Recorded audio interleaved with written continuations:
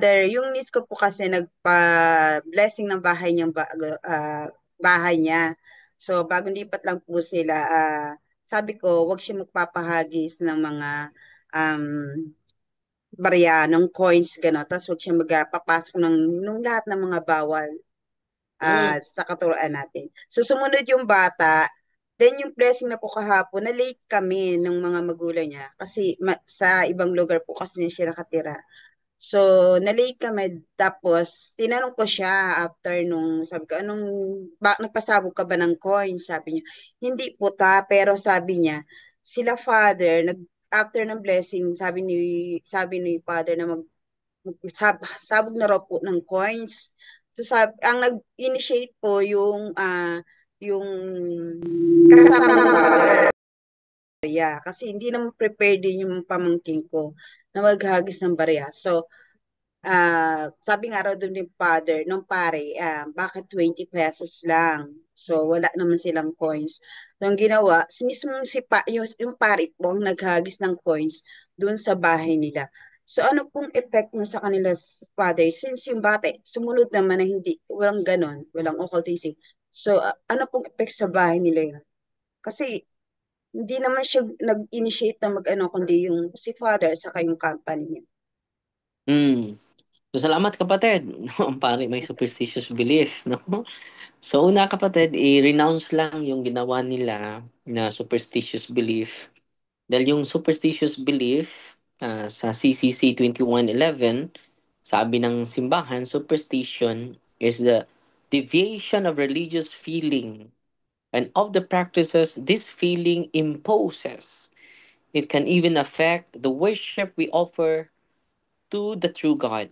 When one attributes an importance in some way magical to certain practices otherwise lawful or necessary, to attribute the efficacy of prayers or of sacramental signs to their mere external performance apart from interior dispositions that they demand is to fall into superstition.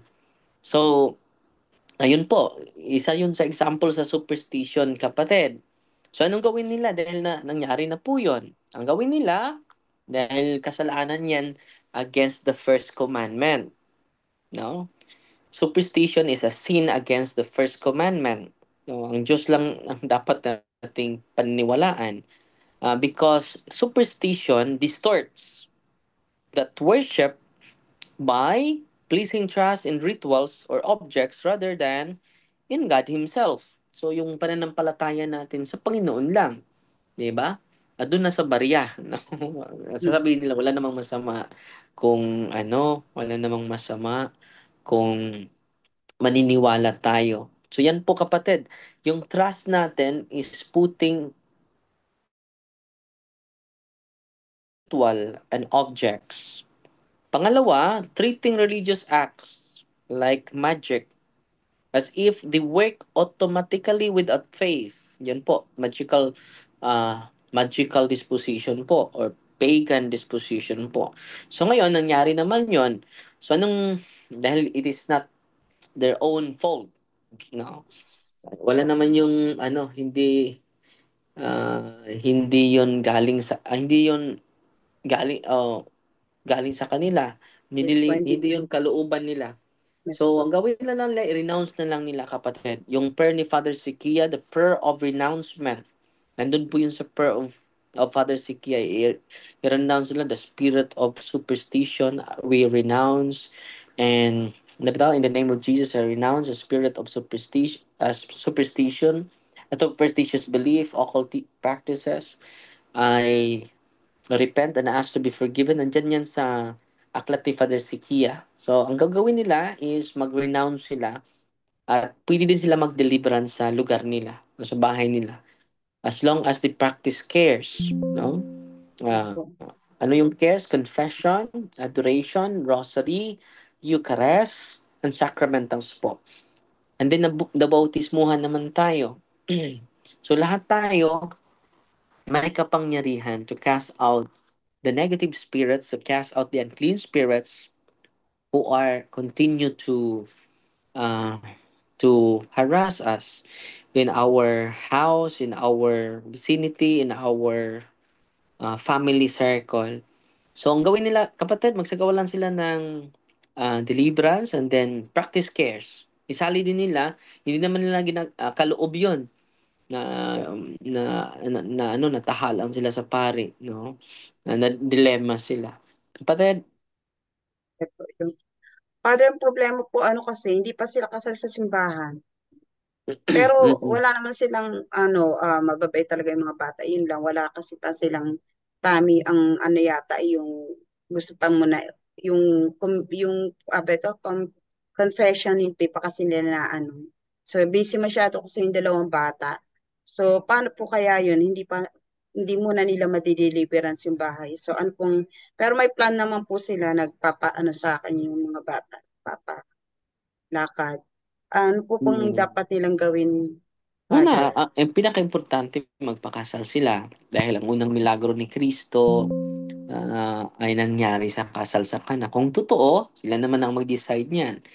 Kung totoo na mahal niya yung kanyang asawa or kanyang wife at ang husband, kung totoong nagmamahalan sila, hindi na dapat ano, ipa-delay yung pagpakasal dahil alam naman nila iniibig nila yung sarili nila at sasabihin nila na marami naman nagpakasal sa pari pero nagkahiwalay din.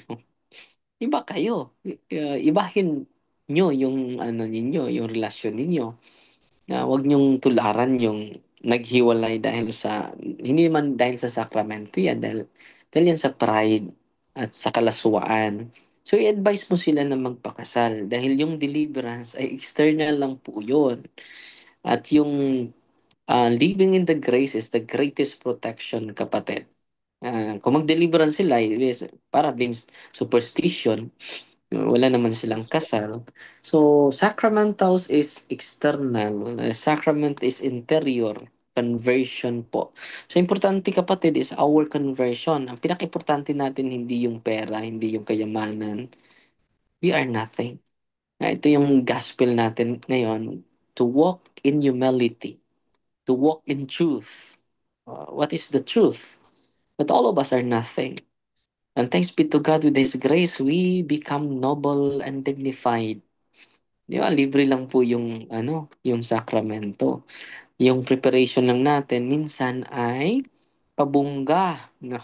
To impress a lot of people. Hindi maganda yon. Mas mabuti, kapatid, na unahin nila ang sacrament of matrimony. Kahit ano pa yung, ano, yung state of grace. Walang it is a real protection, an authentic protection, not only spiritual protection, but it is a physical protection. Yung ine-exercise ko ngayon, kapatid, alam mo, kinukulam siya. Dahil may nagalit sa kanya. Yung mangkukulam ay lumapit sa kanya. No? Hindi ka natablan, ako ang nasumbalikan. Dahil yung naliberate ngayong araw na ito sa awa ng Diyos at sa biyaya ng Diyos ay namumuhay sa grasya po. So, ang advice ko po, kung totoo na nagmamahalan sila, unahin nila yung sacrament, kapatid. They're willing Tapos, naman po, Father, na kinausap ko na yung dalawang bata. Willing po yung lalaki kasi wala pa lang daw kasi siyang kumpil. Kasi dati daw mm, magpapakumpil na siya before sa kanila sa probinsya nila. May bayad daw po, eh wala naman siyang pera. So sabi niya may pwede kayo bayad kami. magpakumpil dyan sa kung saan kayo malapit. Opo, opo. Yun nga po, Mag-ask lang kayo, ano ha? ko. Opo, opo. Mm. So, thank you po, Father. Yun lang po. Unang-una, walang bayad ang kumpil, ha? Siguro Mm. may example dito sa diocese natin. So each month, meron silang obligasyon. Dito sa parokya ko, 20 pesos para sa ano, para sa simbahan. And then kapag hindi ka nagbigay every month, 20 pesos lang po 'yan sa kung hindi ka nagbibigay for 15 years, kung i-total 'yon, malaki na, 'di ba? So, posible sa cluster po 'yan. And then 20 pesos is kung kung ating pagbabatayan ang Old Testament, 10% every month, di ba? So, maging malaki yan kapag 15 years, example, ang edad mo ngayon. ay ay 50 na. Oh. 10 years ka walang bigay sa simbahan ng 20 pesos every month. So maliit lang po 'yun kung every month tayo nag-o-offer ng 20 pesos sa mga cluster natin dito sa Visayas po 'yan, no? So maging malaki, hindi po 'yan bayad sa kumpel ha. Dahil hindi man natin of confess. Talaga yung obligation natin, 20 pesos every month dito. Kada pamilya yan ha. Kada pamilya yan. And then, kung nakasal na sila sa civil, ibang pamilya na po yun, di ba? So kung sampung Okay. taon kayo, hindi nagbigay every month, so yan po ay lumaki. So hindi po yan bayad. It is our obligation to the church, kapatid. Okay po, Father. Salamat po, Father. Pagsasabihan ko rin po yan. Kasi God napalayo bless. na po sila dito sa amin. Nandun na sila sa Alberto 13, nasa GMA po ako. So, pero may communication naman po. Sabihan ko Mm-mm. na lang po, Father. Salamat po, Father. Thank you po. God God bless. bless. Thank you po. God bless Okay, you. okay po. Maraming salamat bro, Sis Annalisa at Sis Heart, patuloy po yung kanina po.